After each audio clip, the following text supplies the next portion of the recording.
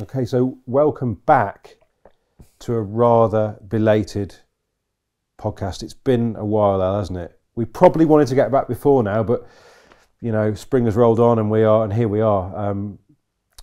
We have got a celebrity dog rat behind the cameras, and I think it's worth pointing out that this podcast is obviously watched by somebody because he's starting to get recognised. Shall I tell the story? Yeah, you tell the story. So, as anyone who has listened to this podcast in the past will remember, we have christened Mike Dog Rat. And his mum and dad went to a local restaurant, not too far from here in Chelmsford, and they came up, a guy behind the bar. I actually know him, I met him in the same restaurant years ago. He came up to, was it your mum or your dad? Both of them. Oh, both of them, okay. Came up to both of them, and he said, I think they were telling him, you know, my son works for Cypography now, and they said, oh, is he Dog Rat? To which they replied, no, I don't think so. Probably not, you know, it's our pride and joy, you know. Yeah, he's off. Can't be called Dog Rat. To which I think he then replied, no, I think it is. And then they came home from their meal, which I'm sure was lovely because it's a nice restaurant. And they asked Mike about the whole situation. So that was his first proper recognition outside of our small world as Dog Rat. But it has stuck. I know a lot of other people now call him it. But yeah, his rise to fame is... I don't agree with it one bit. Question is, El, do we do a limited Dog Rat merchandise run? Well, maybe like people could tell us. Let us know in the comments. Would you have a Dog Rat mug, for instance? Yeah, with him, if we got a graphic done of Bridger crossed with the two animals. Yeah. Maybe throw a bit of goat in there as well, because you've noticed that his little tiny trotters, and he looks like do we think a fat pregnant goat? Yeah, because he's got very small feet, like a size 5. Apparently when he was at school he was a 7, now he's a 5. It's gone backwards. So, yeah. Which is unusual, but yeah, size 5 little hoofs. Yeah. And when we were in France not too long ago, I was watching him navigate the quite steep banks, and his little prints were digging into the mud, and looked like a pregnant goat. Have you seen those goats that live on the side of the cliffs? I actually watched a video. I follow something on Instagram called Nature is Metal, which is very, very graphic, but it's imagine David Attenborough, you know, the natural world, everything you get to see on there, but the realities of it. So animals are quite graphic in the way they kill things, and this page is basically wildlife photographers from all around the world who are out filming stuff, taking pictures, or they see things happen that you never get shown on BBC because it's too gory. It's not nice to watch, but it's not there for a laugh. They're not making fun of it. They're not, you know, it's not like, haha, watch this lion kill these zebras or whatever. It is, they talk about why it happens like this, how it happens like this, and the fact that in that, for animals, they are all trying to survive. You see all sorts of stuff happen. You see all sorts of things that you kind of want to unsee at times. But one video I watched the other day was these goats stood on a cliff face with a pack of dogs trying to get to them, but it was so steep. They had dogs beneath them and above them, and they were stood on this tiny little ledge vertical on the side. And eventually the dogs got bored and left them. So I think if Bridger ever does go maybe to the Masai Mara or whatever it's called, he has the potential to survive that kind of dog attack. I don't think there's any cliffs in the Masai Mara, is there? Wherever it was, it's something like that. I was kind of expecting you were going to say the dogs fell off the cliff or something, or that, but no, they just were like you looking down at him, and the goats were just sort of stood there, still thinking, "Please go away." Yeah. And eventually they did. Anyway, we're in spring, like I said. Obviously, everybody's favourite season, and it's fair to say, like, we'll have a little catch up, El, because you have you caught back-to-back 40s?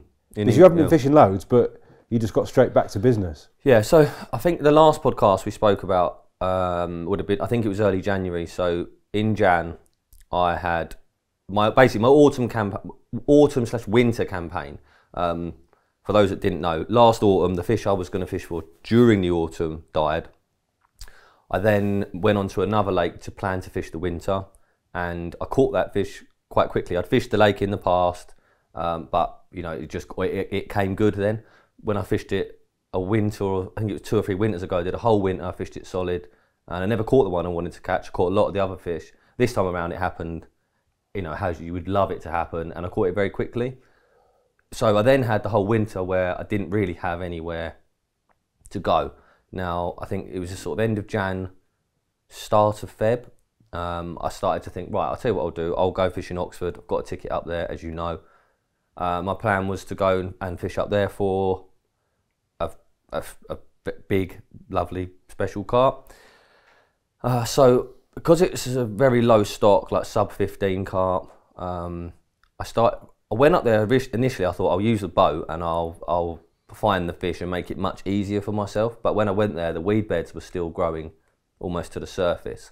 And what happens, or seems to happen, I've seen it in the past as well, a lot of sediment builds up on the weed. As the lake sort of, everything breaks down in the lake, there's a lot more sediment in the water. The weed beds are covered in sediment. And when I went out in the boat, the visibility was almost none. Worse out in the lake, it seemed, than it was in the edge. So I've started on there early in the spring before, and I thought, you know what, I'm going to just bait and look. So I was driving up, I think I drove up there four or five weekends in a row. And sorry, Bridger's just plugging his nose with tissue, and Russell. I thought I'd be really quiet. No, mate, you're not. No, you never are. So I went up there 4 or 5 weekends in a row, and I was putting bait in. Not a lot of bait. I was putting hemp and salt in, because I knew that in this early part of the spring there'd be one area in particular where the fish would go first.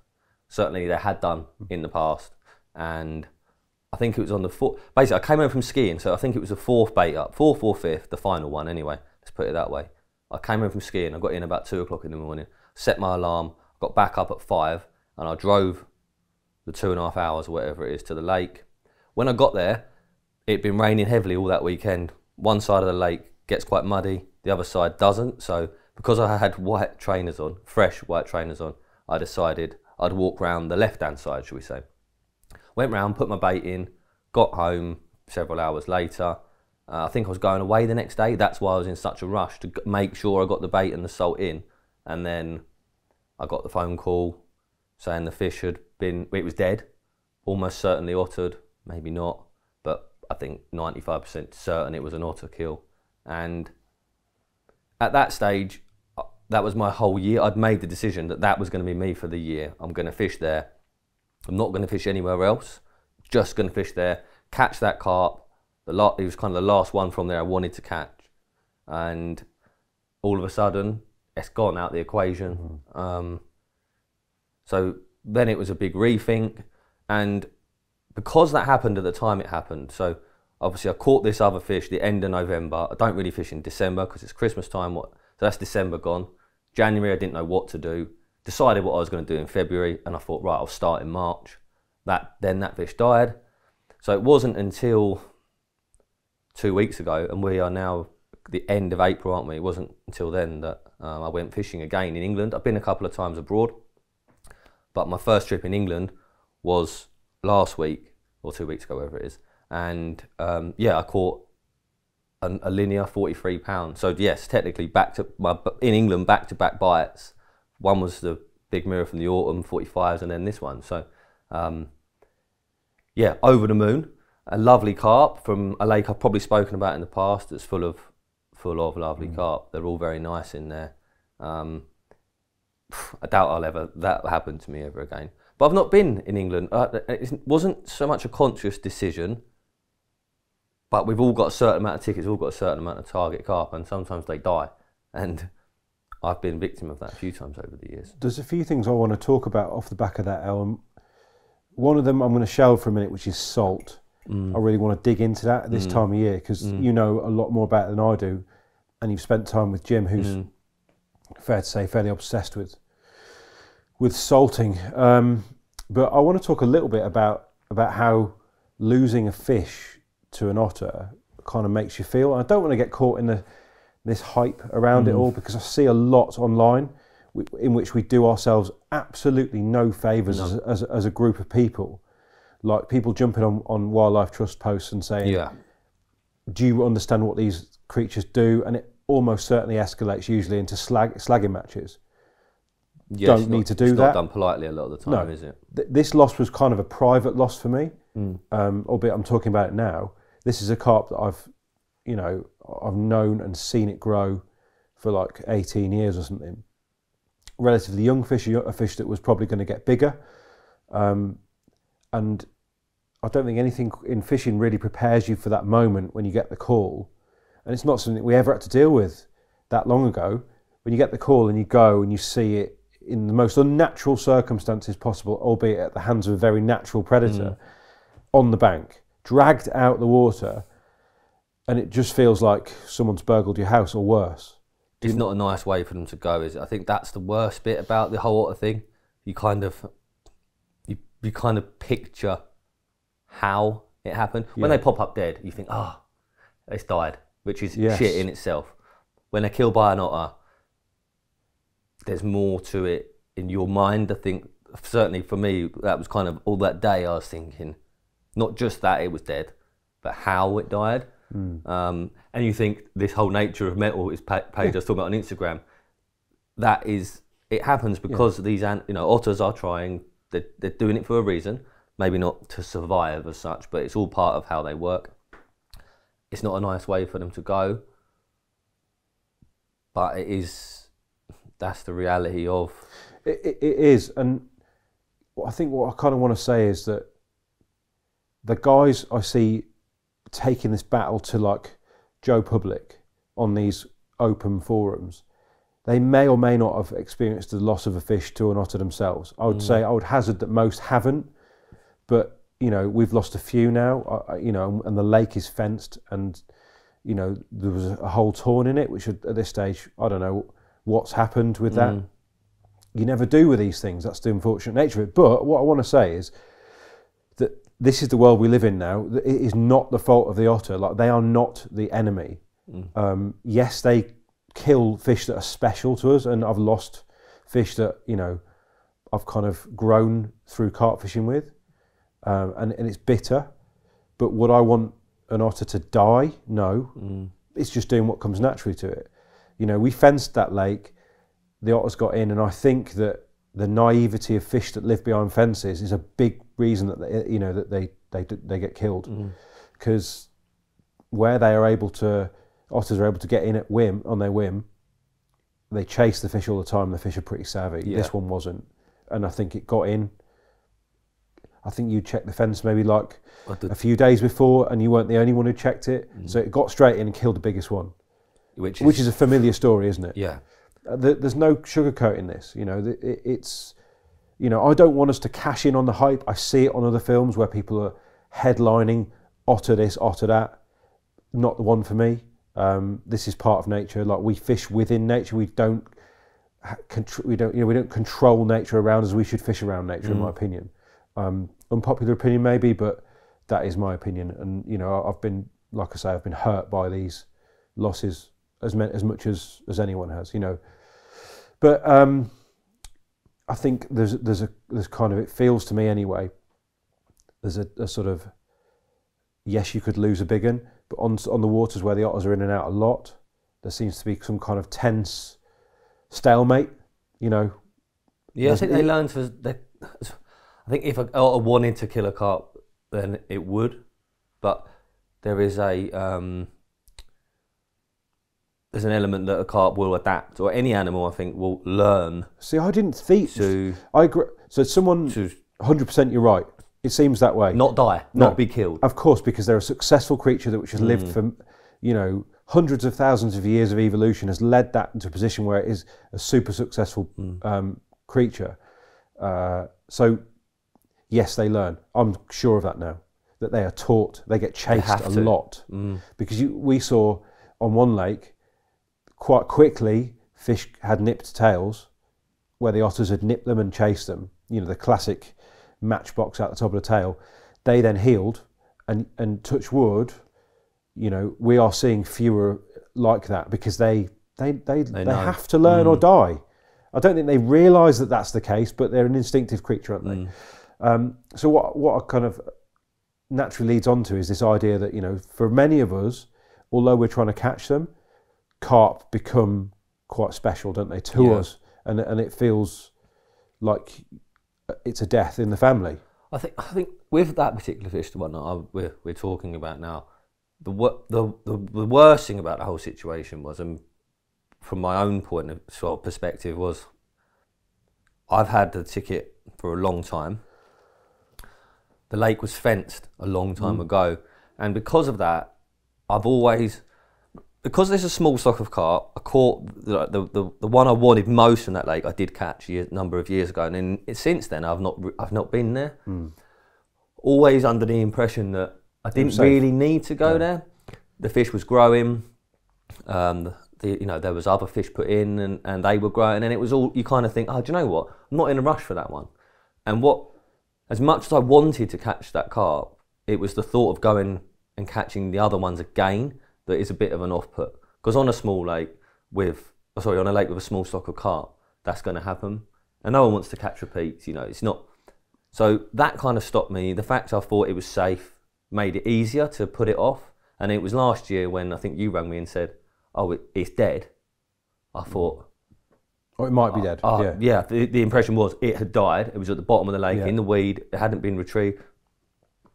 I remember sitting there thinking, you idiot. I really kicked myself that day because I just thought you've let that one slip. And then you had the same experience again this year. And then this time I was like, right, I'm doing it. I'm going to start early. I was so set on that. And when I get to a certain point in my head where that's what I want to do, I'm very I'm quite intense with it. And I was getting to that stage. I had nothing else was on my mind. It was all about that was going to be me. And then, in a lake that is fenced, a fish gets ottered because there's maybe a tiny hole or whatever it was in the fence, and you just think, I'd just love to see what goes on, El. I know. I can't. The sequence of events that led to that, I can't get my head around. Scotty reckons there's a good chance it was a badger that tore the hole in because the fish died naturally. But then I've also heard since that otters are capable of tearing stuff quite strong. So whatever it is, I think anyone listening, it's like if you don't wait. I think the one thing I learned, even if they're behind fences, and it's easy to go, and I've done it in the past, and over the years it has cost me, and I think this is where I had a fish die on me many years ago, and it changed my outlook on fishing in a sense that if I don't want to be there, if something in the back of my head is telling me you're not really enjoying this, there was a time years ago I'd have fished through that no matter what, because I want to catch that carp. I'm only fishing there until I catch that carp.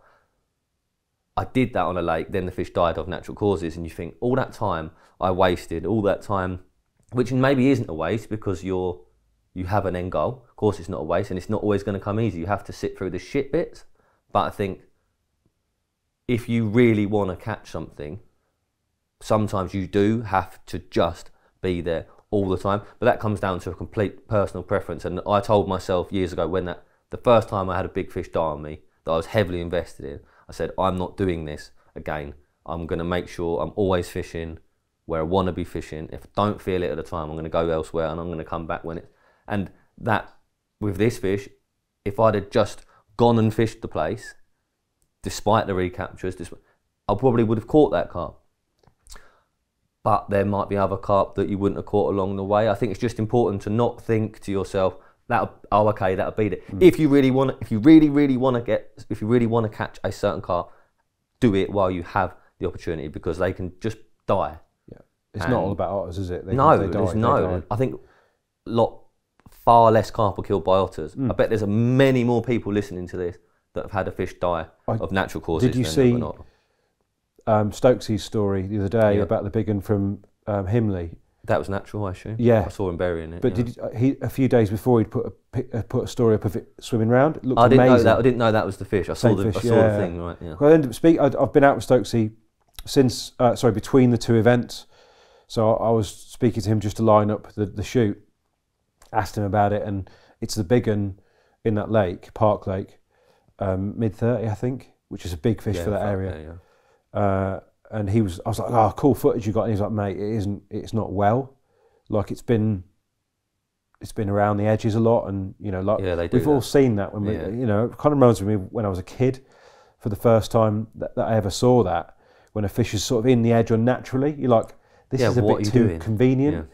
The worst thing about this though is I think like several lads caught it, 100%. like dangling stuff in its mouth and that. You don't know any better back then, but it was like a double figure carp. Anyway, sad loss for the Dudley area by the sound of it, because that seemed like a mega. I mean, looking at the pictures of it, dead even. Scaly, wasn't proper it? carp. And then do you know what I found nice? It's nice to see a proper hole dug, Yeah, a 6 foot hole, whatever it was, dug in the ground, buried properly.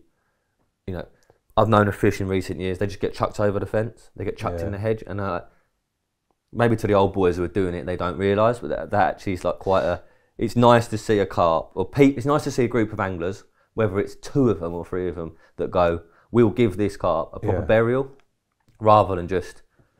I've been that guy, like, you get involved with a fishery on some level, and you probably think it's going to be great, but most of the time it's not. It's the other thing. It's the hard work or the terrible, like, rainy grey afternoons in winter when you're burying a carp. I've done it, like, I reckon I've done it probably 5 times now, where there's just 2 of you, no one else turns up because they're all just minds on fishing. Yeah. You know, I've long since finished on the lake, but I'm still there. And I'm the one digging into the gravel with another lad. Is it digging a hole? No, is it? But they're bigger holes than you think. Mate, yeah. But you know, anyway, you know, things move on, and hopefully that lake can rise again. It's the end of your fishing on there. Yeah, for that'd the be minute. me. That'd be me. And that's you know, technically the end of my fishing on there was a long time, and that's what I wish wasn't the case. I look now, I'm like, the end of my fishing was 4 years ago. Or it was actually just before I got married, so how many, 3 years ago, whatever it is. But you think, I never knew that was going to be, if I knew that was going to be the end of my fishing on there, I would have made sure that it wasn't the end of my fishing on there. Now, that was the end. And I think my mate Garth is a really good.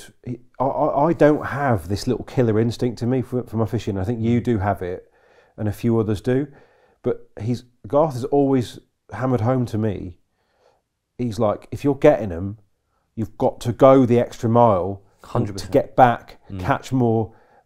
My immediate reaction is, if I get a few, which I have been recently, to be fair, like, you put your feet up, you're like, loving it, buzzing, loving it, you like, put your feet up.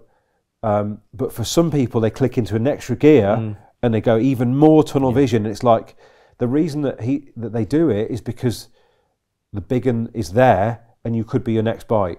Whereas for me, it always feels a little bit intangible. It's a little bit in the future, like some stage. Of course. But for them, it's like it almost narrows. Their field of vision narrows and narrows and narrows the more fishing they're catching. They're not like loving it. They're zeroing in on something. And I think it's probably a situation you've been in. Yeah, for sure. Like, when you don't actually catch a few and then just be like, oh, buzzing, I'll go, I'll relax. It clicks into a further gear. I always want more. I'm like, that fish I caught last autumn, we were going on holiday the next day, a really nice holiday. We hadn't been on holiday for a long time, just me and Jem, and I was really looking forward to it. Then I started fishing, then I started catching, and then the full moon is coming and I'm going on holiday, and then all of a sudden I'm thinking, it's fucking holiday.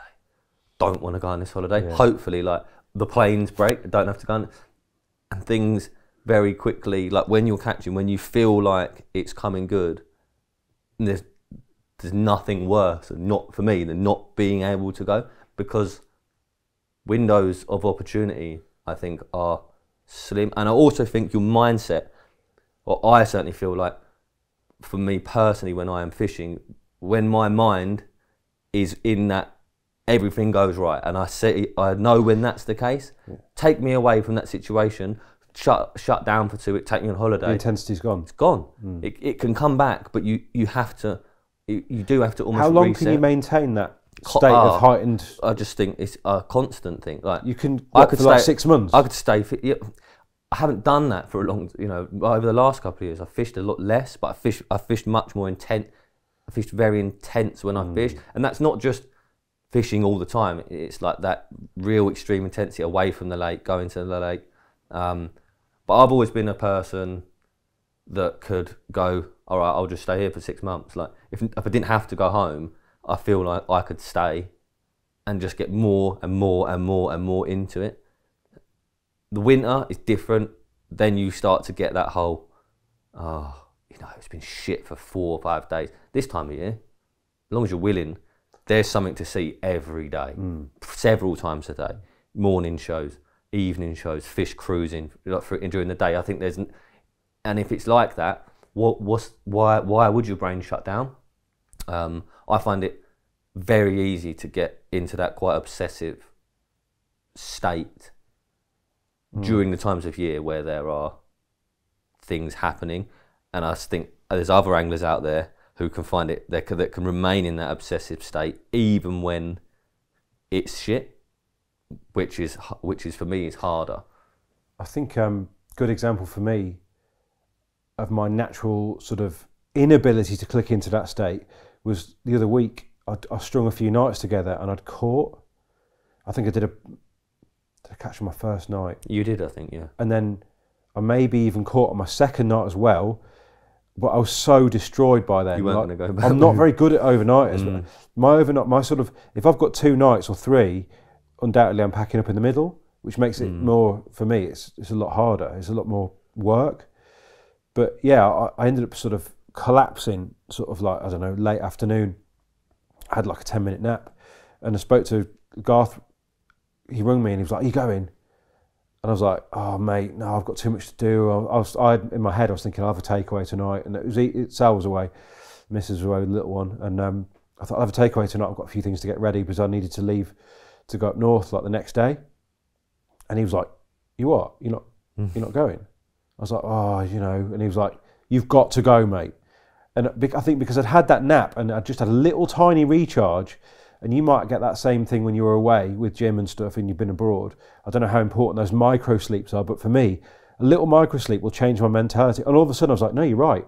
I went from a position where I couldn't have gone because I was shattered, had a very brief sleep, and something had refreshed, and I went and I blanked. But I should have caught, but I don't know why I blanked. But I can't do the sleep thing. Like, I don't ever nap. No, I don't these days. But I was that tired. I had to. You had to, yeah. I felt sick. It does though. It can change your. Like, I remember probably, I don't know, 3 or 4 years ago. It's actually one of the biggest carp I've ever been lucky enough to catch. I was guesting on somewhere, and I was fishing there. I was getting there 11 o'clock at night. I was fishing till 4 in the morning, and then I was coming home. And it was a build up to a full moon, and I did 11 of them in a row. So getting there at 11 o'clock at night, packing up at 4. Did that 11 nights in a row, right? And towards the end, and I'm coming home, I was sleeping till about 10 o'clock in the morning, working all through the day, and then having my dinner in the evening and going back to the lake. And after 8, 9 of them nights, I was starting to get to a point where I am... zombified. Yeah, struggling. 9th night, 10th night, and I think the 11th night wasn't supposed to happen. I was supposed to be going to France with Dave. We were going 6 hours into France. Everything was booked.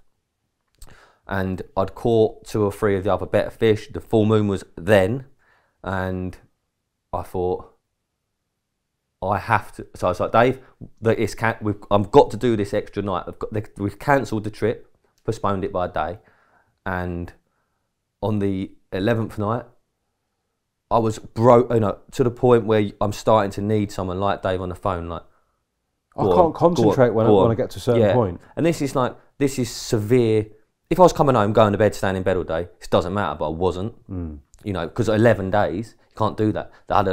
So you're constant all day, all night. And being awake, I'm not going to sleep if I'm sleeping on the floor. So if I was getting my head down, on the 11th night, I caught the fish. But so many people, I think, would have got to 5 nights, 6 nights, and not been able to carry on. That'd be me.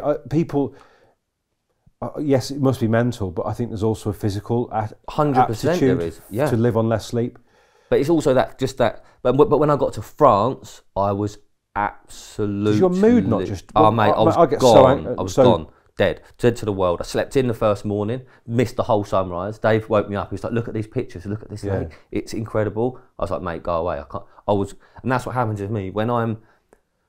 Like last week when I was filming with Jim, I was up till 1 o'clock at least every morning. We're getting up at 5, so I'm on filming and fishing 20 hours a day pretty much. He was going to bed at like 8, 10 o'clock. I'm sitting there after dark watching all the footage back, taking all the notes, doing talking heads on my own, stood there in the middle of the road. I'm weird, and I was okay. But when I come home and out of that situation, like mate, this weekend I got back, I thought, I don't feel that bad. Saturday morning, Sunday morning, that's when if I'm going and I'm doing it, I don't get tired. I don't really feel but it's as soon as that adrenaline is gone, that situation is over, and then it hits me like... Especially having two young kids. It hits me real hard. But during the moment, there's no... I can keep going, and then it really then it takes it out of me. But during that period, that adrenaline, I can almost just go and go and go. We've kind of wandered into the territory, Al, but I really did want to talk. You know, you have just come back from a monumental trip, and it's something that I'd flagged up a while ago when you said you were going to go abroad with Jim. I can't remember if we discussed it before on this podcast, but for me, it was like a real golden combination. Your relationship with Jim, like the funny stuff, and then obviously a road trip thrown in, and you've just done it and absolutely had it away. A, tell me a bit about what it was like, but B, when are we going to see it? Because I want to see it as well. So it'll probably be, I think it'll be 6 weeks-ish from now. That generally is how we do things now. We film them in 1 month, they're edited the next, and then they come out. It's kind of about as close as we can to get the content relevant. So this might be a couple of weeks in the gestation as well. So maybe it's end of April now. Yeah. The footage will go. It will be edited next month, and then hopefully will come out the month after. So how excited are you about it as a film? I think it's going to be really good. I was actually. So this is what happened. We went last November, and it was tough, really tough, cold, horrible. November's a hard month sometimes. One of my least favourite months. One of my favourite months at times, but when it ain't right in November, there's very much a changeover period, and when it's hard in November, it's really hard. I think one of the hardest months of the year. Once the water cools, it all settles, it gets a bit easier. But anyway, that was a tough trip, and we plan to go in April. Like I said, I've been away myself a couple of times with Mike in February, March. This was an April trip planned with Jim.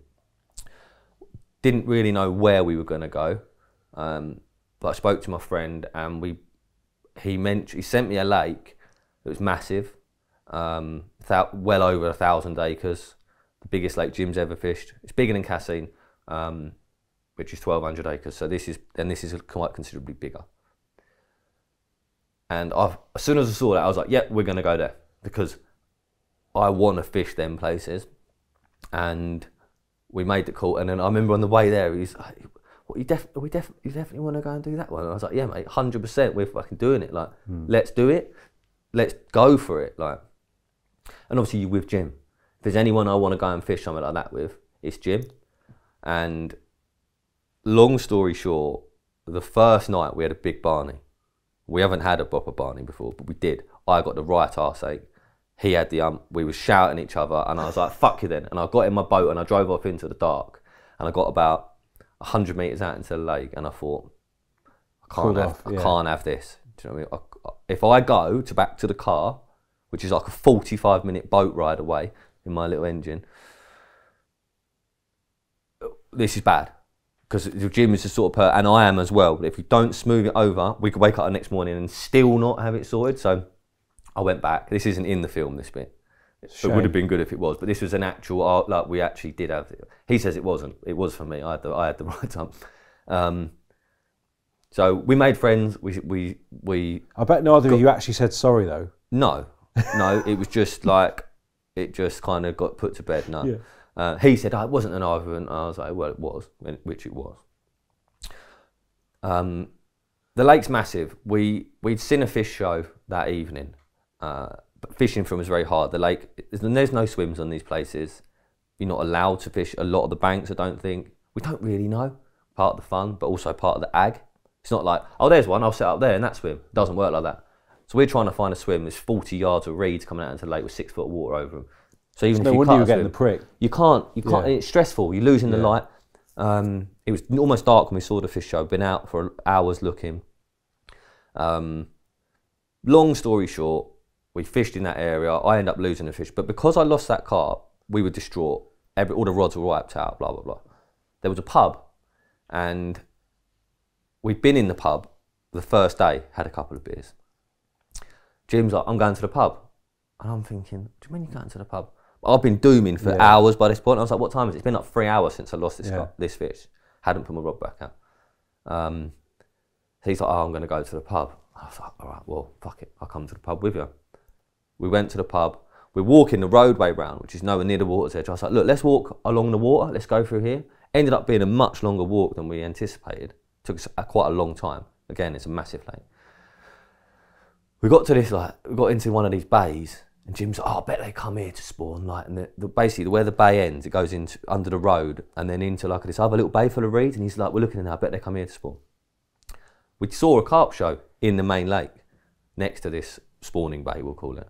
And from then on, that was the sign we needed. We went to the pub, had our beers, which we felt battered off of, by the way. We called it Mind Walk. Wasn't there one that was like 9%? Yeah, it would be, mate. Yeah. You drink one, Yeah. and then you feel pissed, you know what I mean? Especially when you're like in that sort of, the situation we're in where we're tired and you're not, it maybe, well, we do it quite well, but it hits you harder, doesn't it?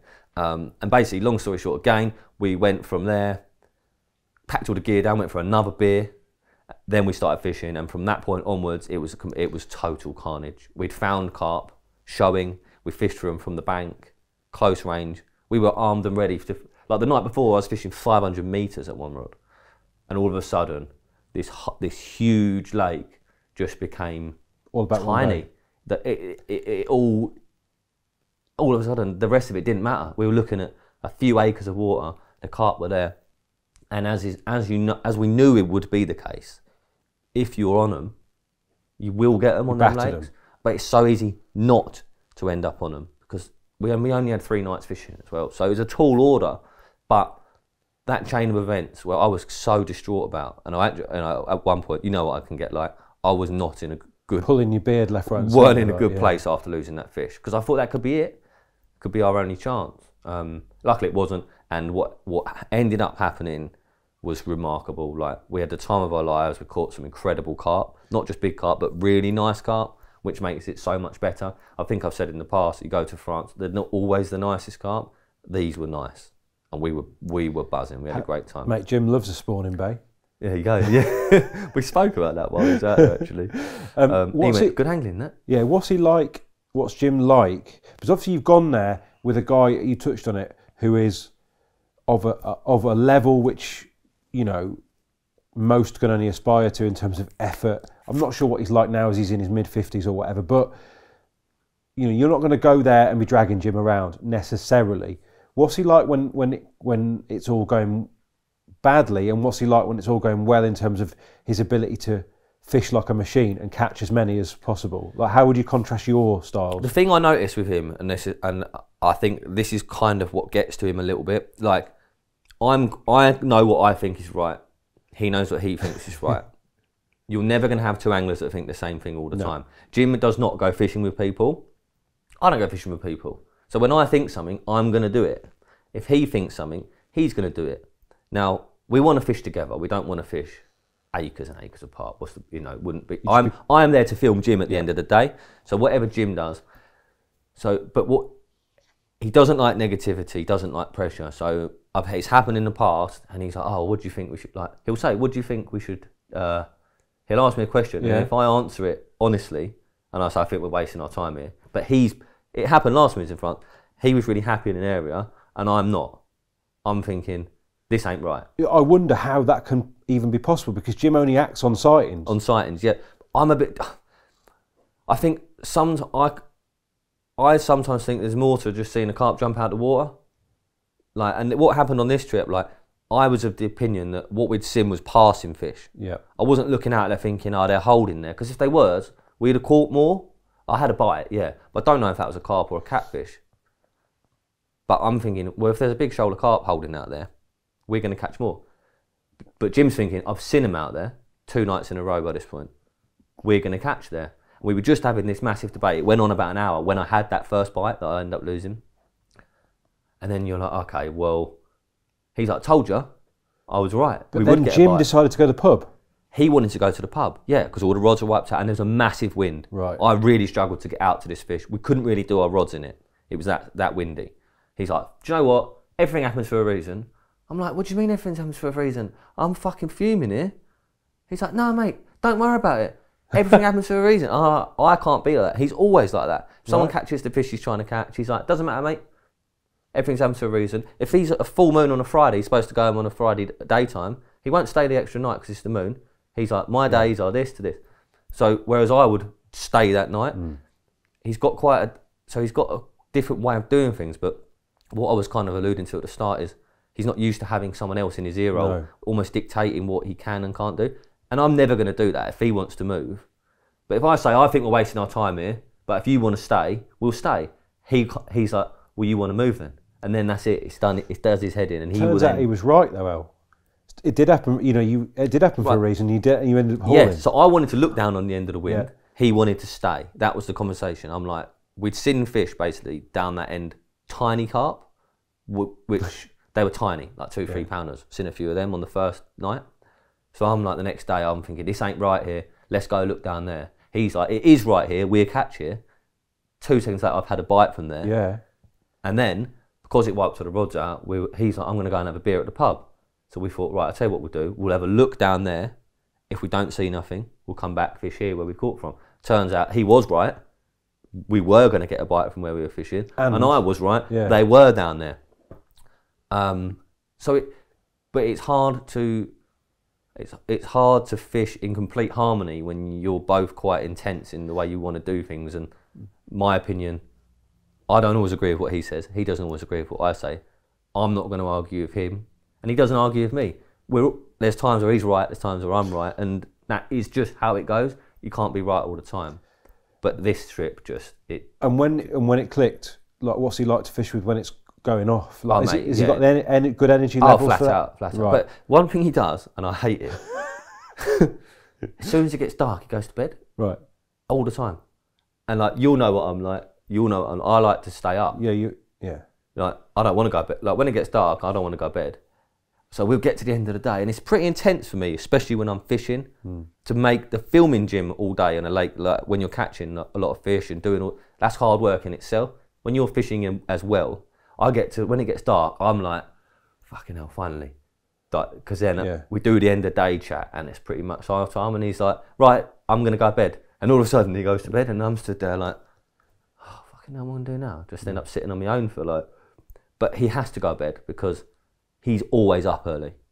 And it's good for me that when I'm with him, because I don't have to get up always before it gets light.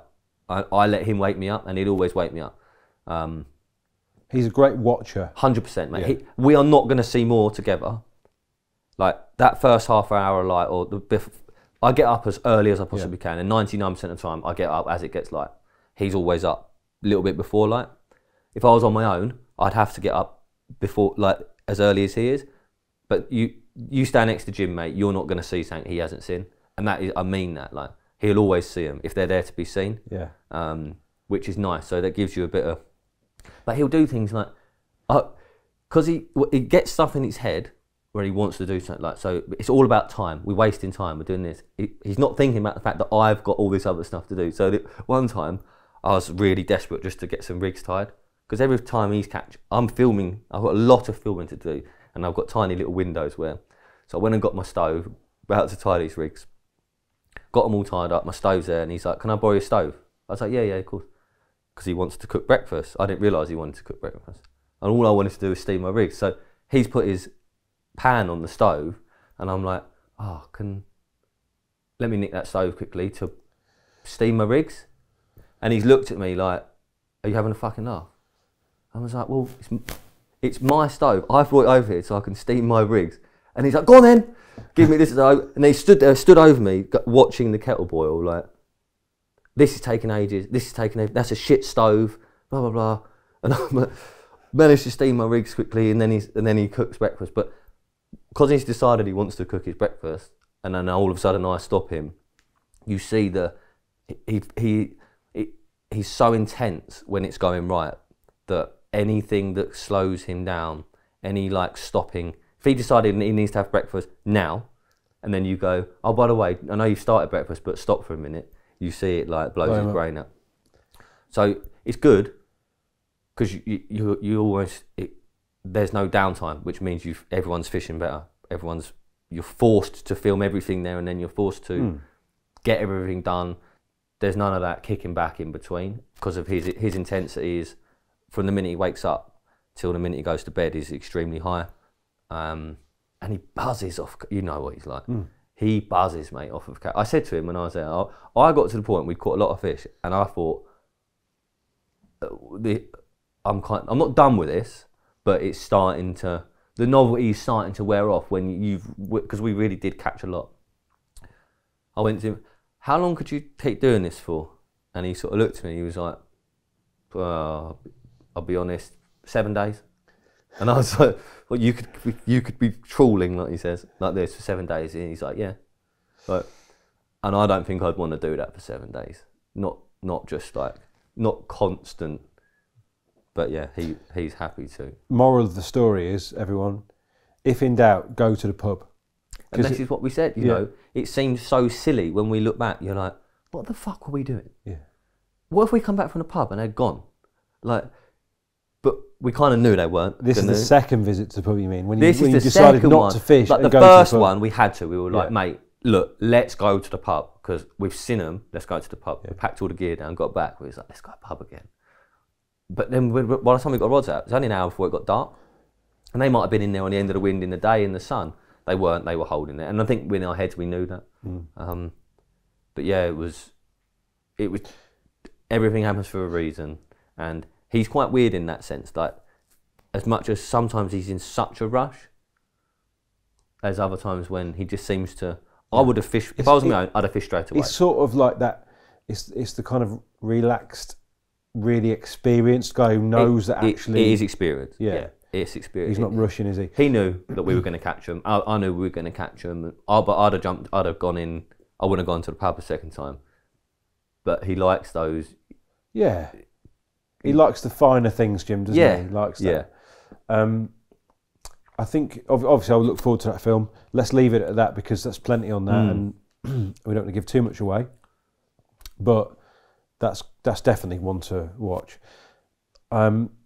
Salt, I wanted to talk a little bit about salt, and obviously Jim, you know, it segues nicely into that.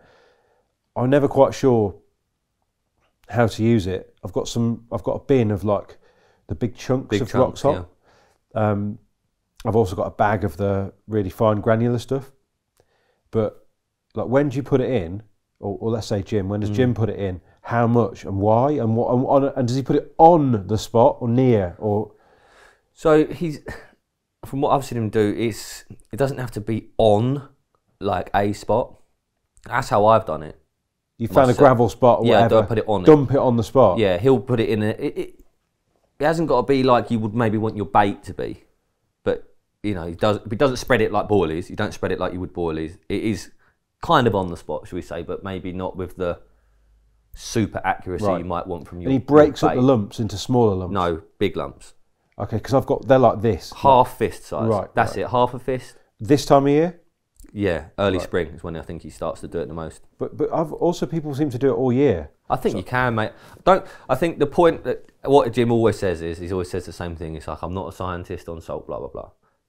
It's early spring into it's like February time into the sort of early summer. I think that he really does it the most. I think he will always do it, but that's the time when he wants to really put it in. And he's using the salt to draw fish to a spot that he then wants them to find bait on, or Correct. what? So I think the big thing is they need it, they want it, but they don't get it very easily from the lake.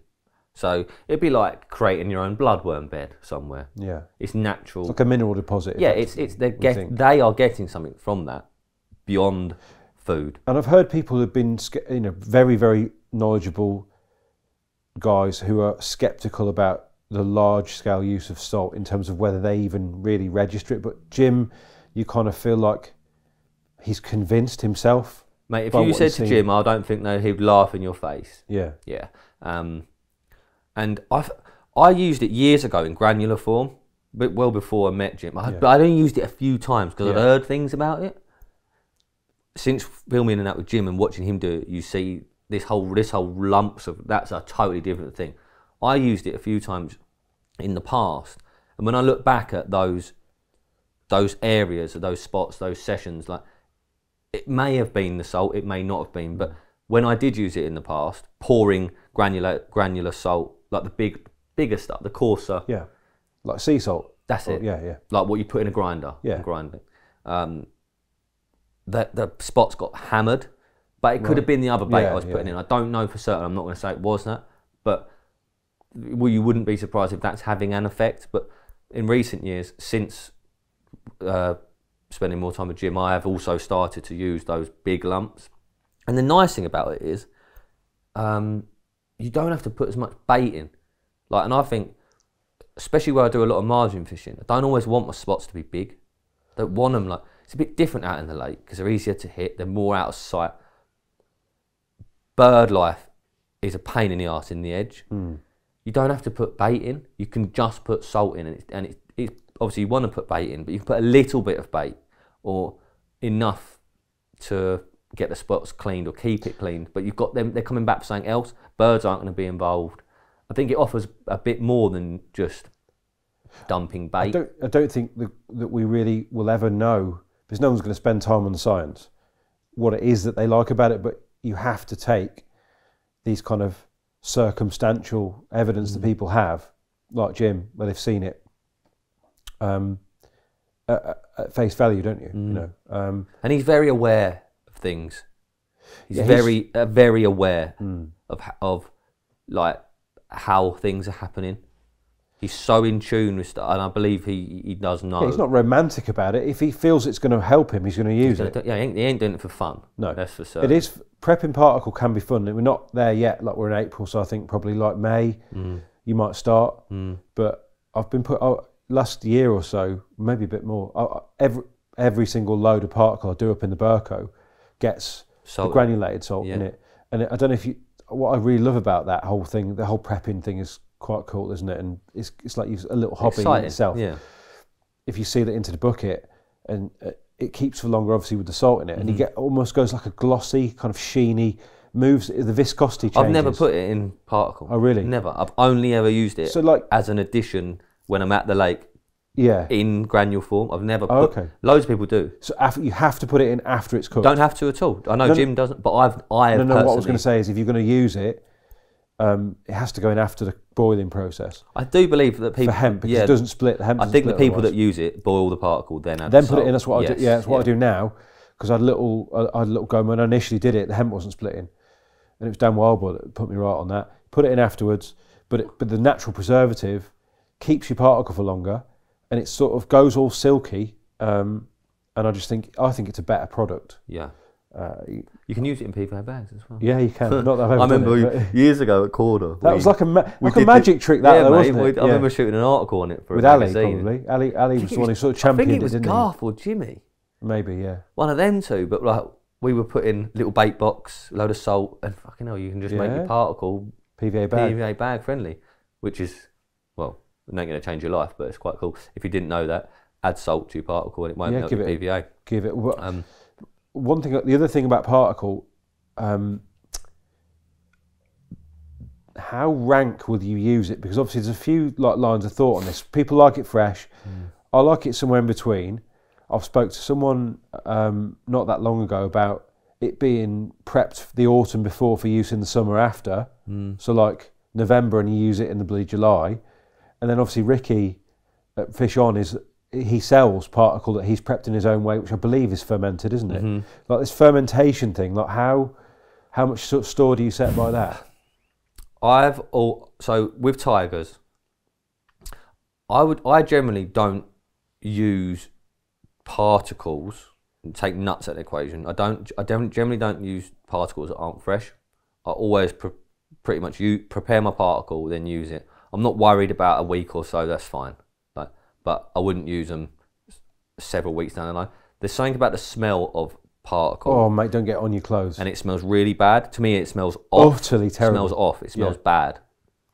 Tigers, I quite often use my tigers. If you prepare tigers yourself, you'll boil them. The water you boil them in is runny like water. It then goes snotty, gloopy. They'll all stick together. And then after that stage, that breaks down. And the water goes back to... It's like a vinegary after that, isn't it? Yes, it'll go back to water. Yeah. The texture of it. And I use my tigers a lot at that stage. When they are vinegary, chew them in your mouth, they're quite sour. Not bad, but they've got like almost like you'd imagine apples and that to go. Like the fermentation. Fermentation, yeah. So I've used tigers like that a lot. So I've used tigers like that a lot. Prepare them, just keep them. But particle, I've chucked a lot of particle away over the years when it smells like shit, basically. Like shit, yeah. Like horrible, mate. mate. The sort of nitrogen element of it. But that's not to say that that was a good idea. I think it was Lance, my mate, Lance Barton was saying that I think maybe it was him, but he'd like ended up putting some particle into the edge that was gone, like you're saying, stunk of shit, and you had to scrape the thick mould off it. Like, you know, we've all done it. You have that horrible job when you've left it in buckets, right? But I've often thought, are you wasting what could be? And he basically said that he'd seen a stronger response to that rank particle than anything else that he'd been able to I would not be surprised. I really wouldn't. I would not. I think, going back to Jim, I'm sure he used to use a lot of maize quite a long time. I think at one point he was even like wrapping cork balls in maize. I believe he will do maize in salt a year in advance of when he's fishing, but that's in salt. So it's still fermenting, but it has a... preservation to it, But yeah, for me, it's always particle, fresh, but nut. Tigers I'll use. Have you ever smelt Brazil nuts that have been sucked, mate? They're the worst smelling. I'm sure people listening will have had this experience. They are the worst smelling, gone off thing that you will ever smell. If you don't believe me, get some Brazil nuts, boil them in a pan, chuck them in a bucket, leave them a few weeks. They're bad. My friend Logan, years ago, was catching boilies that were beyond mouldy. And I mean, no, I'm talking blue and white and wet and almost bubbling on the outside. Like, they were disgusting in a white carrier bag that was all stuck to it. Like, and he was catching loads on them. Other people will tell you use boilies as fresh as possible. Some people will tell you use them when they're mouldy, but use them at a certain stage of this process. I don't think really we know. Not enough people do it to really decide. I think you have to just judge if it's working. You had that whole culture around the main. I mean, if you excuse the pun, that culture around the mainline gear. Certainly back in the day, don't hear so much about it now. But like you activate, the lads would warm it up. Right. They'd warm it up to kick off whatever reaction. But a lot of them, like Milky and the sort of hardcore mainline boys, were using them white, regularly white. I think there's different kinds of mould, aren't there? Yeah. I think the word was that was some kind of reaction, as opposed to you like festering. I think that Logan was using, but the whole the mould thing. There's obviously a reaction of some kind. That fermentation. It's being digested by a bacteria, probably, isn't it? Yeah. The thing I don't know the answer to, maybe someone listening does. The things that carp will take from a food source. At what stage? Because they know what's good and what's bad. They know when they're eating something if it's giving them what they need. At what stage do things like the proteins and stuff in something that they are eating? They're eating it for a reason, because they want something from their meal. At what stage of fermentation or rotting or whatever you want to call it, what stage does that then nullify that part of it? Because there must be a stage where it's gone so far past its peak that that then starts to is detracting from the bait. When is that? I don't know. But I'm sure people will know, and I would imagine at that sort of stage they won't want to eat it as much. But who knows? Like you say, I know people that have used boilies at a beyond mouldy state. And you know people that use particle at a beyond mouldy state. I'm pretty sure. I feel like Ricky's stuff that he swears by is really fermented to a degree, isn't it? I don't know how long. Be good, interesting to ask him. But yeah, I think, mate, they will eat most things, won't they? And they clearly have eaten these, so I think you're pretty safe with your particle. It's like you put a standard boilie out there, right? Most of the time, it's a fairly inert object. Something needs to get going inside of it to really kick out. Otherwise, you've got your liquid foods coming out, and you as the water comes in, it's flushing out the other attractors, right? But what if you've got bacteria or fungi on the boilie digesting it and excreting the products of digestion? It feels to me like you've probably got something that goes in the water and potentially has got a bit more going on. But you know, I've thrown white boilies away. I've thrown rank particle away. And maybe I'll try Just putting them use on the it. spot. You worry that it's going to kill your spot, though, don't you? Yeah, like you hear of it, rotten bait. Like that's rotten and not being eaten. Oh, mate, and if you kick a silk pocket up or whatever that's had stuff in it, So what's the difference? How boilies float up. You touch them, mate. It doesn't come off your hands. Stinks. So and they won't be eaten, I don't think. It's obviously a fine line. We don't know the answer to it. Do How we? does it work though? I don't know. I think I remember I spoke to Scotty years ago about like particle and stuff, and he's always said like one of the best things about a particle is that the water is already when you put a boilie into a lake or whatever, the water absorbs into the bait. Things like particles are already full of water, so they're only pushing out. They don't have to wait for it to come in to push out. No, they're pushing out straight away. Hence the whole washing out boilie thing. Yeah, you know, and I used to do years ago. I used to make particle, prepare particle, take the liquid, put it on my boilies, soak my boilies in the liquid to the point where they were almost mush. You could squash them between your thumb and forefinger pretty easily. You put them in the lake, and you think, hang on a minute, I've got a boilie here, and I've got a particle here, and you'd get these big slicks as they fed on you. It was like you had the best of both worlds. That I think I'm going to credit Sean Harrison with that. Like he was big on it in the 90s, talking about rehydrating his boilies with hemp juice. Like I used to do it with pigeon conditioner. Did you? Just keep the particle in the freezer, take the liquid. But it's another element to a boilie, I think, isn't it? That. Well, in a way, I remember I've seen like penners kicking off about air drying baits in recent years, and in the light of what we just spoke about, it feels like if you're air drying a boilie, you're pushing it further away from the point at which it's going to be attractive. I know that in theory, it's practicalities a lot of the time you air dry a bait because you need it to stay fresh, but actually, what you should be doing the opposite, because the less moisture in it, the more time it's going to take for it to become attractive, right? But I don't know though. you don't see it so much anymore, the air dry thing, do you? Like, you used to always go around, there'd be bags hanging out of Soft trees. seems better, doesn't it now? I'd prefer that. The more liquids in that, the better for me. And if your water is going in and pushing out liquid foods, that's a good displacing liquid foods, then so much the better, really. Again, they're all things, I think, like, there'd be so many arguments for it. That's the good thing about carp fishing. And the reality of carp fishing is everyone's got their own. In so many industries now, we are in a position with the funding, etc., that the science is fairly well known. Because of the way it is in fishing, I don't think we're ever going to get there. Like, we're never going to know a lot of this stuff for sure, which is why there's so many grey areas in bait and so many companies are able to promote different ethoses without actually ever having to sort of say, yes, you know what, you're right and you're not. I've always said it, I've said this a few times over the years, you could have a guy who goes home, makes a load of Christmas tree shaped boilies, and as long as he goes and catches on them, he can have an argument that they're working for him and that they're effective and that's why. Being a surface area, mate, if it's a Christmas tree shape. No one can say to him, no, that hasn't made a difference. Yeah. He can say, I've made these to the perfect Christmas tree shaped boilie and I've caught this, this and this on them. And how are you going to stand there and say, that's made no difference? You can't. No.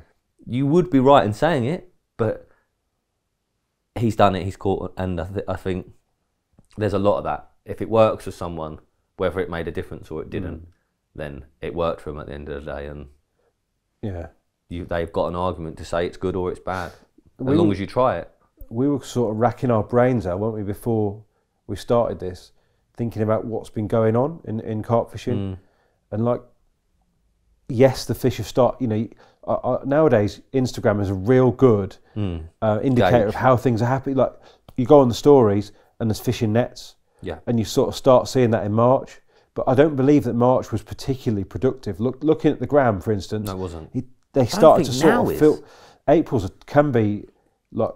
I mean, I've had a really good April over a few trips, but quite easily you can end up at the end of April thinking, I should have caught. It's April, for God's sake, I should have caught something. And actually, it doesn't really start happening until May. Water temperature was quite cold a couple of weeks ago, so we had a horrendous bit of weather. Northwesterlies have been in charge. Water temperature's been low. Mid-teens, I think, at the minute.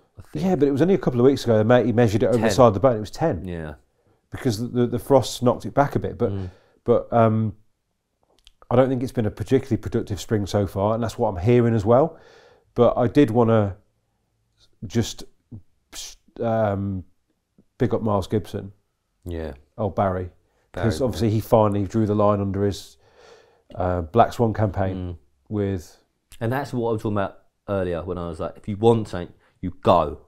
Because he's fished there. Yes. Flat out, hasn't he? And most of the people in his ear have probably been like, Miles, What this is hell, mate. And You're in still going. in my mind, I'm thinking, what if he don't get it? Like, Yeah. you know he will, and you think he will. Well, because he had that Choco experience, didn't he? Yes, Where caught everything. He was the boy, but didn't Yeah. catch the big one. Or bite mark.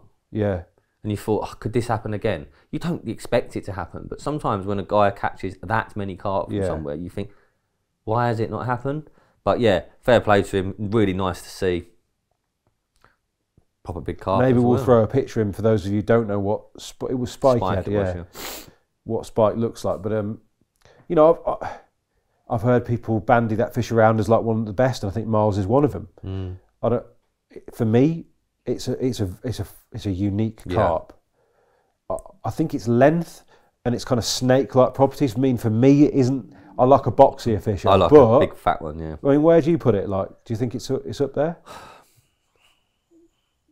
I think his pictures are good, by the way. Yeah, it's a very big, nice linear, isn't it? It's definitely. I wouldn't put it as one of the best, but that's only on personal opinion. Yeah, it's like you say, lots of people remove your personal opinion. Does it have to be like top 10 in the UK because of how unique it is? Its heritage, like you know, like that's a proper carp. It's a unique looking carp. Imagine how long big lake. Out there on its own Historic in terms lake, of what it looks like. Yeah, that's a proper capture from a proper lake, and it's a proper carp. And in the end, he was obsessed with. You know, you can see how much of a probably a relief that was. It's lovely to see. It's nice to see one of your mates catch a carp like that, and I think you almost forgot Miles was fishing, didn't in a way. Well, I think he's done bits away from there, hasn't he? Yeah, a bit. Yeah, he has. Yeah, he's probably caught a lot of other fish in that time from other places, but once it goes, someone's been fishing somewhere for quite a long time, and he's caught all the other fish, and you kind of forget. There was a period a couple of years ago where you're always singing, "Come on, Miles, you're gonna get it, you're gonna get it," and then this time it just came out the blue. Yeah. It was like Miles has had spike. Very early capture. Fuck, really? Yeah, early capture. It was like early March. Yeah, it was. It was early. Maybe late Feb, even. Yeah, it was early spring. I was actually out on the bank that day walking around somewhere. I was at Elstone, so I did a trip. Maybe I even fished the night up there, and I remember distinctly walking around the back of the swim on the phone to you, saying he'd had it. So I feel like it was quite a nice day, really grey day, but quite warm that day. Yeah, well, but big ups to Miles because he deserves well done, Barry. Yeah, he's on White's one now, I believe. Oh, really? They love it over at Dinton, don't they? I mean, I see what Mickey's saying. Like, I spoke to Mickey a bit over the years, every now and again, and I think like a lot of them over there, they say, where could I find a better stock? Yes, there are the busyness of being in a park. Yes, it's probably quite a busy venue with anglers as well, but where are you going to find fish like that? And they're right, there aren't many places. Well, there aren't any places anymore. This not with what the size we've seen as well, in the last 5 years is a seismic change in the landscape of big carp fishing in this country, I think, because you've gone from a position where you kind of knew what the big ones were. I mean, probably more than 5 years now, but all of a sudden, there's more big carp than we could ever have dreamt there about. ain't that many great big ones anymore. You just can't do it. What's the best mirror in the country? No one knows anymore. We can't. So we had this. We went to a party. Me and Bridger. Was it your birthday? Why was we there? Anyway, we went to a party at the Nash Party House. Well, it's the office, but it's the party house. We went there. There's it. It was celebrating Dave's birthday and a big perch that he caught at once. And we got onto the discussion of what was the best mirror, what's the best carp in the country, and then what's the best mirror and common in the country. And we went round the houses for a long time, and we settled on Burghfield Common being the best common, but the mirror one, and it was the Swavesy fish or the croc. That was that's where we settled at in terms of big, proper waters, big carp, good look. They are the ones that have all the ticks, all the boxes, the lake they're in, how much do they get caught, how big are they, what do they look like, how hard are they to catch, and the croc and the Swavesy are, I think, mirror-wise. What would have to happen for a fish to be the undisputed, if you like, mirror now? I don't even know. I think, but you look at the Burghfield Common, it's the undisputed. Oh, mate. common, carp, really. I hear people make a case for other commons to be it's like laughable. ridiculous. It's ridiculous. Yeah, Like, it is utterly ridiculous. You need to have been around for as long as that has, fished for by the anglers that has, to look like that fish, to live in the lake that fish does. It doesn't exist, captures mate. to get caught as I little. can think of a few lakes in the country where in my wildest dreams there might be a whacker, but you'd have to go there, be up against it in a ridiculous degree of, you know, where the improbability of you actually catching it is high. I think people and it'd be a common, 60-pounder. In fact, it's a common as well. Like many years ago, it's not the same now. But even when I was young, and that wasn't too long ago, I still like to think I'm relatively 15 young. years. 15 years. I wanted to catch a big common because they were out on their own in terms of how there were lots of big mirrors. A big common is more special than a big mirror. Maybe not by looks, because I think mirrors are to look at, they're better. But actually, big commons were always much harder to come by.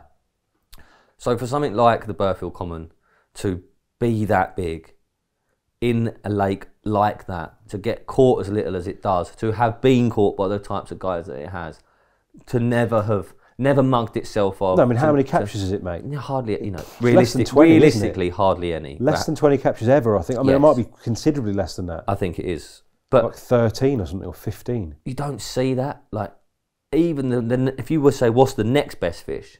I don't think it's close. You can make a call. It's an argument. When you make your checklist, and that's the only way to truly decide this kind of thing, you have to make a certain, make a list of things. You didn't have a back of a beer mat. No, but it's like, right, has it got this? Yes. Does it live there? Yeah. Does it live in a 2-acre lake? Yes. Okay, well, that's not, it ain't gonna, it loses to the carp that lives in the massive lake. Rich Wilby's Wood Common, incredible fish. Yes. Lives in a very unique environment.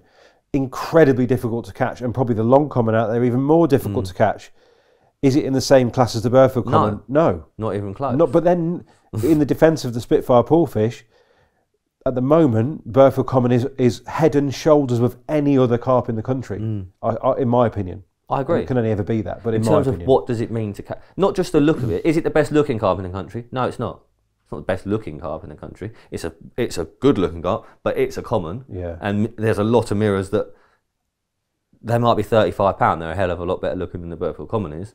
But there's so many boxes you have to tick to become the undisputed champion of the world, and that common is the best one. And I think we're yet to see the absolute best of that fish out. I think somebody's going to catch that in the spring, and it's going to be enormous. I think Scott caught it in the spring, and it was enormous. We don't even know how big it was. Yeah. So, mate, that's years ago. That's a long time ago. I think that was potentially, if it gets caught again, it could be a joke what that fish could 60, be. It could be a record. Very, very easily be a record, very easily. And I think it would be. And let's celebrate it while we've got it, you know, because there's every reason to expect that fish is extremely old, into the last part of its life, contending with otters quite a lot. So, you know, let's celebrate what is probably the last of the Mohicans. Like, you know, it's been said before, but it is. After that, all bets are off. You know, even fish like the crockett's a much younger carp. It's really. amazing now, like when you're thinking, like when we were having this discussion, you start there ain't the carp to name anymore. No. Years ago, you'd be like, right, is it this one? Is it this one? Is it this one? Is it this one? Is it that? Is it? Now it's like, hang on, well, what about we've got them two. The others, everything else is pretty. The ones you naturally lean towards to think about, the ones that come into your head first, they're gone. They're dead already. So it's easier to be the undisputed champion of the world. But that common would still have been, I think, to me, like I always, right in the... Yeah, I always push against the common being the best fish in the country. Naturally, my instinct is to be like... But again, you go down your checklist, the size of the lake, the amount of capture, then it's still... That carp is a phenomenon in terms of it ticks every box. What it takes to catch it, to go out there and catch that carp. There are not many carp that have ever existed that are as hard to catch as that, and are as big, and are as... Listen, I want to make it's worth caveating this by saying it all feels a bit southern-centric, and you can't judge the northern fish by the same token. You just can't, Fish like, we talked about it before, that Scottish mirror in that lock. I don't doubt that is absolutely granite. and for it to be that size, it is in it deserves of the very, very highest of merit. It can't be the top of the top, because unfortunately, you know, there's this historic carp like the Burghfield Common that's still there, but it's in the conversation in my head because the things that those guys have got to put up with to even get on fish of that size is ridiculous. But you know, let's celebrate the Burghfield Common while we have it. You know, a couple of things spring to mind. One is that Stokesy's, the response to Tom's two-parter on it was, I felt, quite strong. I think there was lots of. Yeah. I imagine he had a lot of messages as well, but we certainly did. And it does seem to be one of those fish that surprises you by how many people in the industry in the carp fishing world react to it, and you think there's no other fish that gets the people out talking about it like that. No. Things don't rock the carp scene anymore. No. Like when Scott had the Burghfield Common, it rocked that day. Everyone rocked was talking the world that day, in the fishing world, because it means so much. It's easy. You can catch a 50-pounder today. No one gives a fuck by the next day. In fact, no one cares on the day you catch it. Only your mates. They don't go, oh, wow. When that carp comes out, it's like, oh, my God, let's all stop. Like, let's all stop what we're doing and talk about this for 5 minutes. Not, oh, was he? Oh, sweet. You know, like even Miles, when Cat and he caught that fish, that's a serious thing. But you go, oh, it's a big thing for an hour, isn't it? Yeah. The Burghfield Common is not. That's a big thing for a while. At least a day. Yeah, at least a day. Unless you're one of the people that catches it, then it's a big thing forever. If I caught that, I would have my bed sheets, I think, with it on, and I don't have any carp pictures in my house, but I think, or like a little pillow or something maybe to go on the bed. Funny you should say that. I was speaking to Scotty recently, and he hasn't got his head back into the game like at all after the Burghfield Common. It's blown him out after the effort that he put in to catch that. And obviously, it was winter in between, but. You know, for Scotty, he was the most enthusiastic man out there. Not that he's buzzing still. I think that's the problem. How do you follow it? Yeah, no one knows. Car park syndrome. Yeah, how do you follow that? Yeah, on a different level.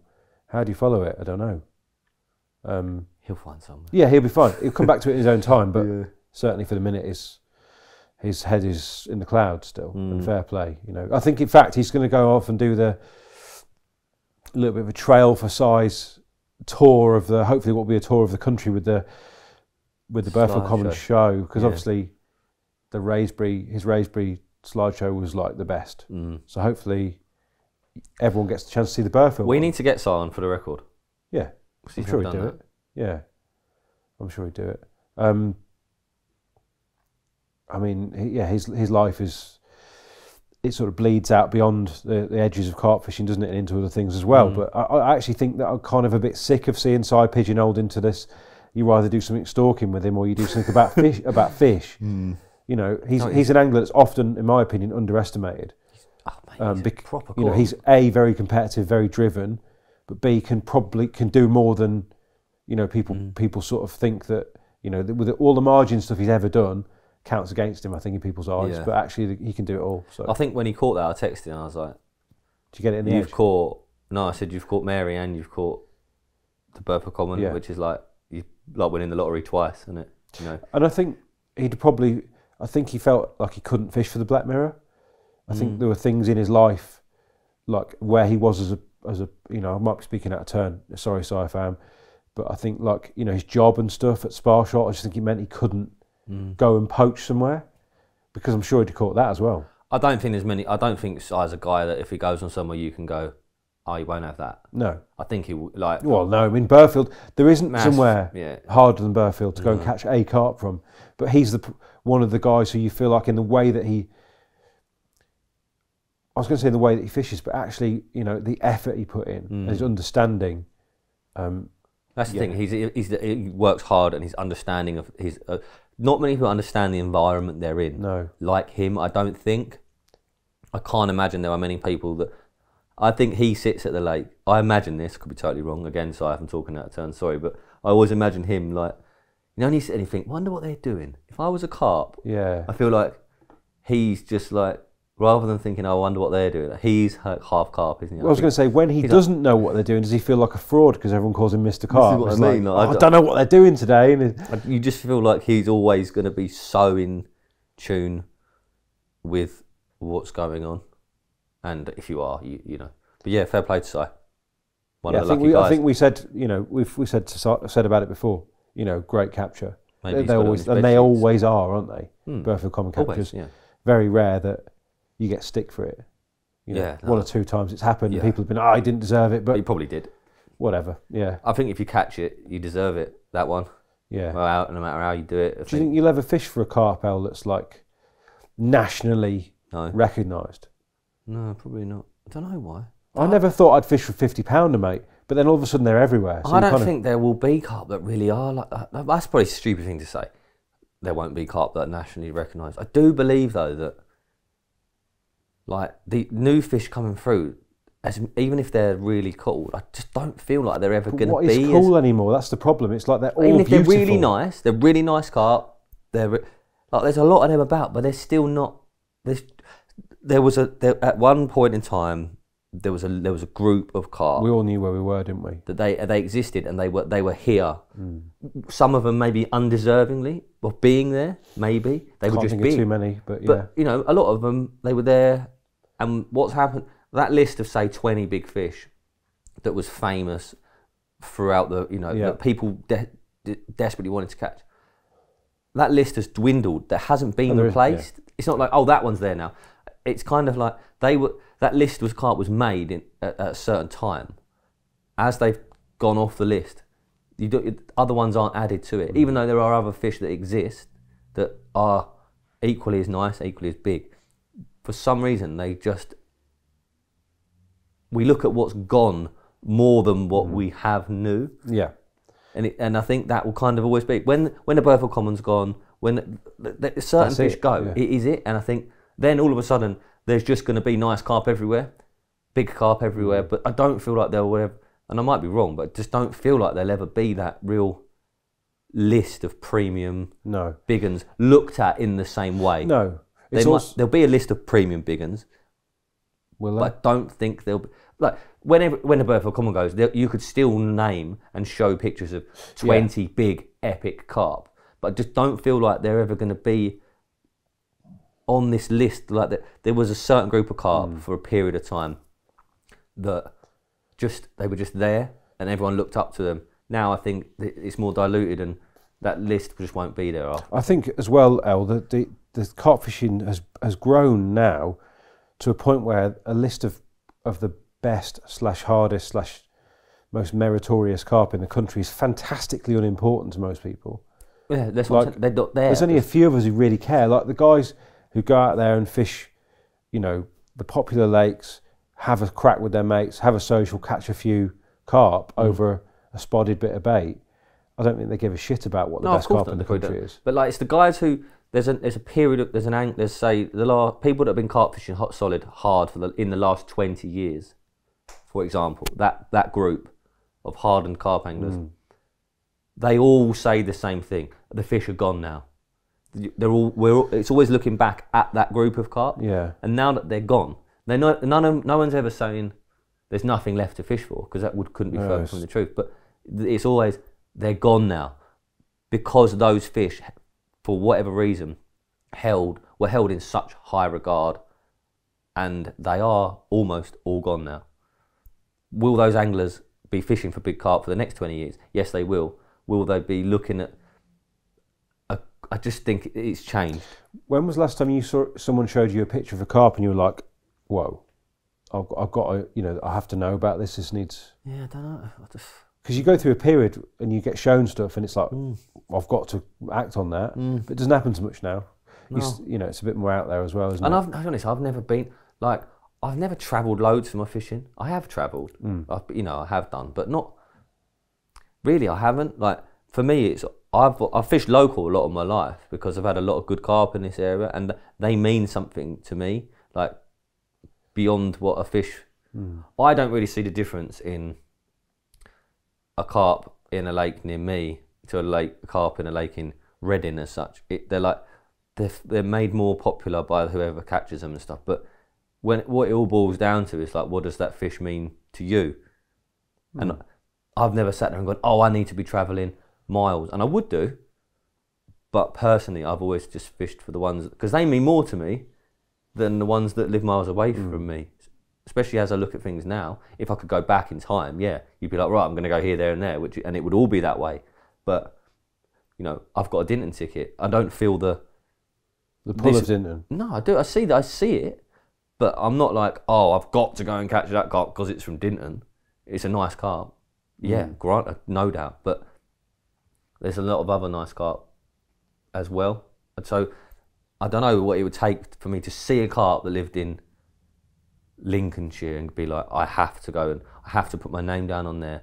I have to go and fish there. But that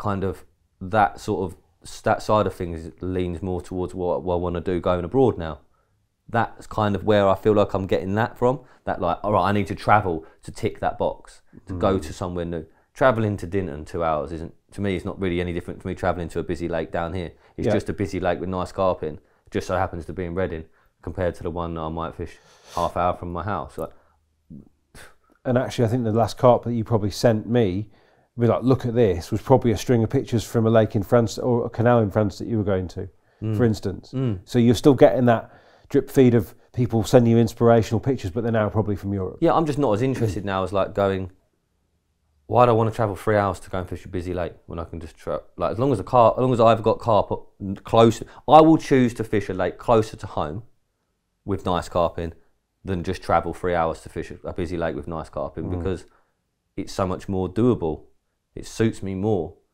If I was fishing 3-4 days every week, fine, you travel to Dinton, doesn't matter. But if you're not, then I think you do what suits you better. And I've always really fished quite local to my home, other than certain exceptions where I have travelled because the lake's really cool, the carp are really nice. But I'm looking more, as I sit in now, and I've done a lot of thinking over the last 6 months about what am I actually going to do with myself in terms of my fishing.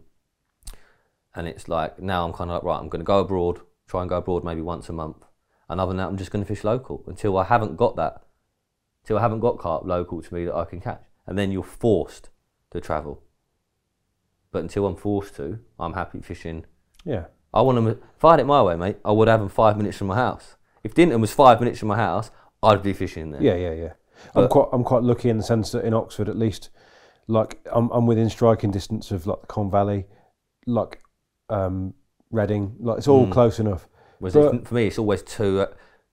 Colne Valley's 2 hours, Oxford's 2.5 hours, Reading's Reading's probably longer. I probably want different things from my fishing as well now. But do you know, I feel like we've got a bit of housekeeping to do as well, haven't we, on this this pod? Because there's one or two SIP things that we do need to make you guys aware of because things are happening all the time, and this is a good way for us to talk to you about it. So yeah, I think like we don't want to sit here and be like Cypography this, Cypography that. It's not why we do the podcast, but it is nice and it is important for us to talk about some of the things that we think people would be interested in. Benefit for people, like I'm thinking 7-day trial, because if you guys are watching this on YouTube and you don't already have a membership with SIP, this is a really good way for you to try us out. So, I mean, I don't know if you want to explain what people have got to do. So it's a 7-day free trial. So historically you would have to watch our videos. You would have to take out a membership, pay your money, watch the films. Now we have a 7-day trial in place. So you create your account. No money is taken for 7 days. If you don't like it, and I always say this, if you don't like it, but you will. That's like my little thing I say. If you don't like it, which I'm sure you will, you can cancel within that 7 days. So rather than having to go, right, you know, paying for content has always been, maybe less now, but when we started, it was like, will people pay for content? This is an opportunity just to watch the stuff, get a taster for it, try before you buy, let's call it that. Exactly. So you take out the membership, start your 7-day free trial. If you don't like it, cancel it. I think we've always been confident enough to say, that's why you can cancel at any time, because you will like it. You know, we're all coming from the same place here. Like, we're all passionate about fishing. We want to bring the best content out there. And actually, the good 7-day trial is chunky, right? It's a chunky period of time, but you will not get through the back catalogue because there is loads. That we're now in a position where a 7-day trial isn't going to touch the sides, mate. Yeah, a few years ago, you'd be like, oh, hang on, how much? Yeah, they're going to watch our whole. They're going to watch our whole back catalogue, but you know, I mean, you can't now. Yeah, good luck with that. I mean, if you do manage to watch the whole back catalogue in 7 days, we want to know how you managed it. No, I think it's not possible, is it? We've added it up before. Right. They can't. Even if you took out a 7-day trial at 12 o'clock on a Monday, by the following Monday at 12 o'clock, you can't watch it all. So Worth doing. unless you've put it on like fast forward, then you Yeah. probably could, but they wouldn't be as good. Yeah. I mean, what would you point out, Al? If they take their 7-day trial now, what are you pointing them towards? Like, I think because- the session films, because they're different. yeah, I think people have always kind of liked seeing two guys from different yeah. worlds. The Stokesy and Scott Sweetman one last year, because we kind of like, you dropped out of being the presenter for a bit. I was ill. I had COVID. Yeah, and But they yeah, had so the sessions, because they're in, Yeah. it's decent lakes, two anglers, which I think is always quite interesting. You've got two guys doing their own Yep. approach. For the record, Mm. which is very much like a podcast, like we're doing now. Yeah. But they're so insightful, and they just show you something a bit more about the guys. It's a deep dive into someone's life, Yeah, fishing and otherwise at times. the Hunter series, because it is Super it's our most popular, popular series, yeah. and it whatever you think. And you can't find Jim anywhere else. Nah, now, which no. we really, that's Proud great of for him. us. Yeah, and it is Jim is good to watch. Mm. Like if you haven't seen it, watch it, make your own mind up. I don't need to say any more than that. But yeah, I think they're like and then maybe Brexit. I think the variety you get from those four series, like Brexit's me fishing abroad with people, always with someone, never on my own. Very much full of adventure. I love a road trip type piece, but I would say about Brexit, you don't have to want to go to France on a road trip to enjoy it. It's the kind of thing where, because the story moves along as you move, shit's always going on. Yeah. So I enjoy those, even though I'm not about to go on a road trip to France. So Yeah, it doesn't have to relate to your fishing. It's like, in fact, for most people, it won't relate Yeah. to their fishing. But if you like just dramas, different. if you like dramas, if you like, like the unknown, the pioneering element, the kind of But I think they're exploration. probably the four things. adventure fishing is really important in this day and age, I think. Yeah, and it will maybe watch some of them, and then if you've listened to the podcast and you've heard me going on about, I want to do more of that kind of fishing, maybe you'll see why, rather than be like, really, why? What makes you think that? Watch the films, you'll know why I think that, and why I'm leaning more towards that. Yeah, it's a bit of like it's a journey with you, isn't it? Brexit, really. Let's face it. It's from going from your very first trips abroad where you were totally undergunned and you and Dave lived on crisps, Yes. to like now when you've got all the kit and Jim's cooking for you. Yeah. So And we're still undergunned into, like this lake we went to, like last week when I went with Jim, the massive lake, this guy was like, have you got a petrol engine? And I was thinking, for fuck's sake, just got to the point where I'm thinking, I'm sweet. yeah, Gone up the lake, burnt my battery, caned my battery, and then he's like, have you got a petrol engine? And I thought, brilliant, now I need to buy a fucking petrol engine now, if I want to come to these big lakes. And then you think, of course I need a petrol engine. They've got the size of it. yeah, There's always, actually, when we was out there, Jim said something. He was like, I'm 56 years old. I've fished flat out my whole life. He goes, I'm still learning stuff all the time now. And I'm sure going out there, I'm going to be learning stuff every time I go. Just the way they move. It's totally different on them. It's a whole new world. And you go to a big lake, it's a whole new world again. The wind blows down into 10 different arms at once. Which one are they going to beat? That it is an adventure, and it's totally different to anything else that we do, really.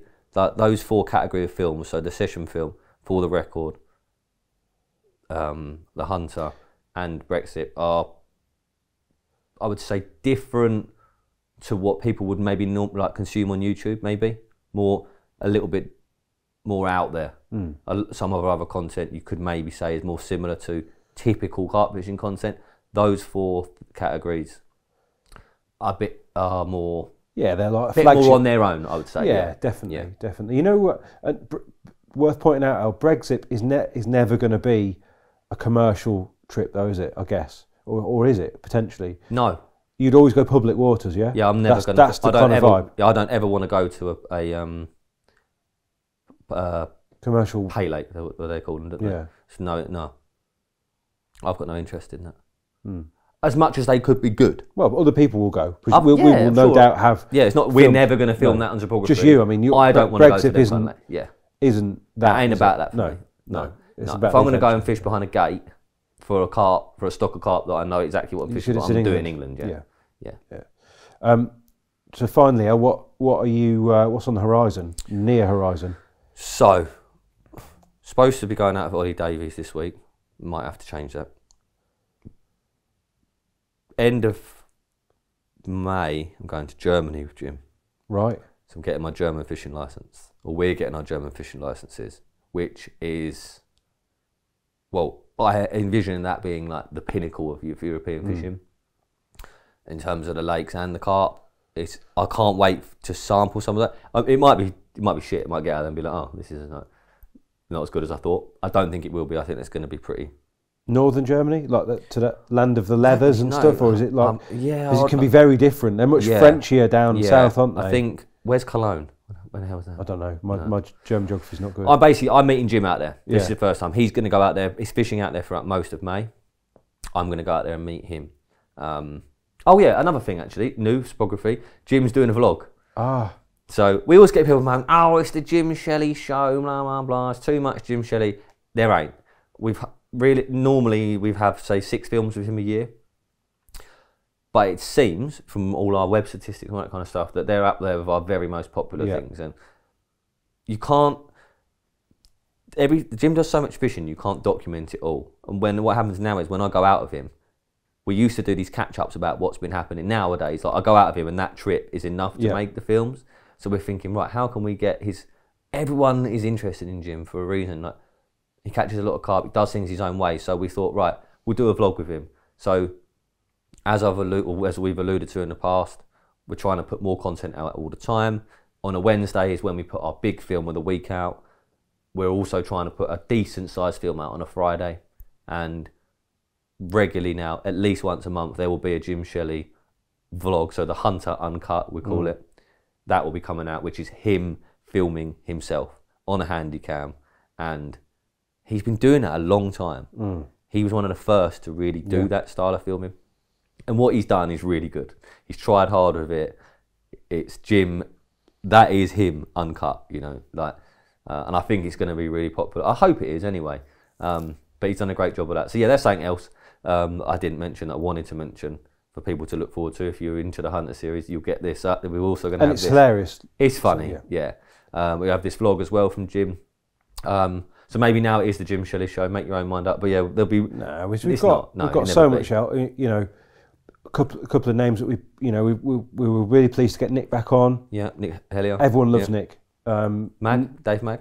And then Dave Mag, which is kind of a bit of a blast for the past for all of us. Like, not that Dave ever really went anywhere. I think, you know, he's got a young family now and like definitely took his foot off the gas for a few years. But it was nice to get Dave back. He brings a different vibe to stuff. He always has. He's not easy to pigeonhole, Dave. He really isn't. He's done the circuit waters and he's caught them on his own way. Yes. So it'd be nice. Good angler, Dave, isn't he? Yeah, he is. Yeah, very capable, very confident angler.